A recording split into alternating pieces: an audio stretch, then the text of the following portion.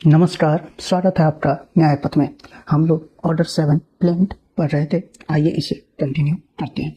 Order 7 rule 12 ये बताता है प्रोसीजर ऑफ रिजेक्टिंग प्लेंट। जज ऑर्डर रिकॉर्ड करता है विथ रीजन। अब ये सवाल उठता है, क्या fresh suit even after decree present किया जा सकता है? तो ऑर्डर 7 रूल 13 इस सवाल का उत्तर देता है। ये बात करता है rejection of plaint does not preclude presentation of fresh suit।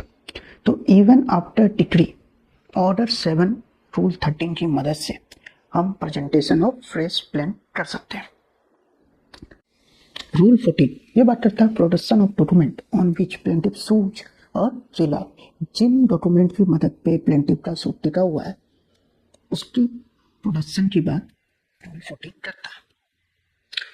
मतलब सीधी सी बात है कि प्लेडिंग में सारे मटेरियल फैक्ट्स आपको मेंशन करने होंगे, पर रूल 14 का सब क्लॉज 4 में एक अपवाद दिया गया है कि ये रूल ऐसे डॉक्यूमेंट पे अप्लाई नहीं होता जो डिफेंडेंट के विटनेसेस का क्रॉस एग्जामिनेशन के लिए प्रोड्यूस किए गए हैं। हाँ, डिफेंडेंट के विटनेस का क्रॉस एग्जामिनेशन, ना कि प्लेंटिफ का।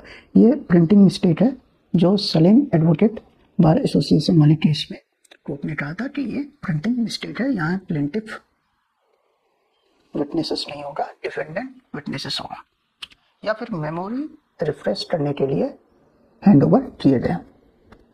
तो ये दो चीजें। उसके बाद एक केस है अमरनाथ अग्रवाल वर्सेस डिप्लो ट्रांसपोर्ट एजेंसी 2007 सुप्रीम कोर्ट। इस केस में हेल्ड हुआ था कि if plaintiff didn't put up document in the trial time, he may not allow to use those document in appellate stage। और इसका रीजन क्या है? क्योंकि डिफेंडेंट के पास तो कोई चांस ही नहीं होगा कि उसे क्रॉस एग्जामिनेशन कर पाए यदि वो ट्रायल स्टेज में नहीं देता।